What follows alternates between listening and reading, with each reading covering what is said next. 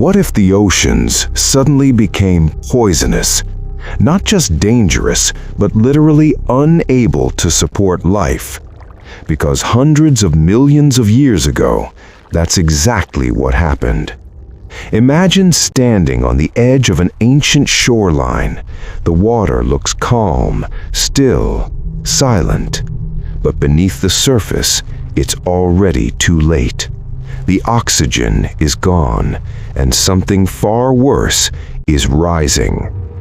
Today, we're diving into a moment in Earth's history when the oceans didn't just change, they turned deadly. Long before humans, before dinosaurs even ruled, Earth looked completely different.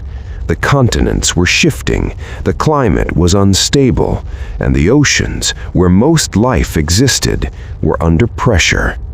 At this point in time, marine life was thriving. Strange creatures filled the seas, early fish, reef builders, entire ecosystems.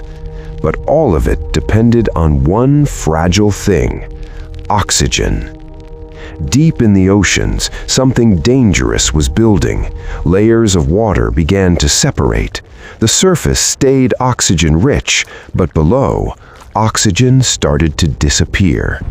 This is called anoxia, a condition where water holds little to no oxygen, and without oxygen, most life can't survive. But that wasn't the worst part, because in those dark, suffocating depths, a different kind of life began to thrive. Bacteria that don't need oxygen took over, and as they spread, they released a deadly gas, hydrogen sulfide, a toxic, invisible killer, the same gas that smells like rotten eggs. Now imagine that, not in small amounts, but rising in massive clouds from the ocean floor.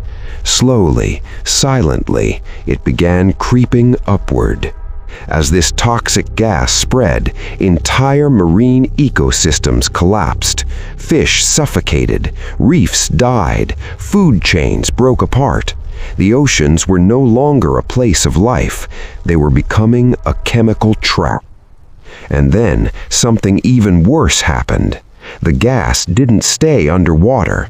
In some regions, hydrogen sulfide reached the surface, and when it did, it escaped into the atmosphere. Now the air itself was under threat. Toxic clouds drifting across the planet, blocking sunlight, damaging plant life, weakening the very systems that produced oxygen in the first place. It was a chain reaction. Ocean collapse turning into atmospheric crisis. So why didn't life completely end? Because once again, life adapted. Some organisms found ways to survive in low oxygen conditions.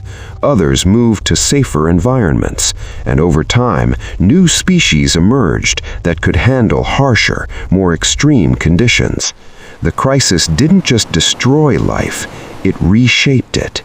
As the planet slowly recovered, the oceans stabilized, oxygen levels returned, ecosystems rebuilt, but they were no longer the same. The balance had shifted. The species that survived this toxic world would go on to shape the future of life on Earth. It's easy to think of extinction events as the end of everything, but sometimes they're not the end. They're a filter, and only those that can survive the worst conditions get to define what comes next.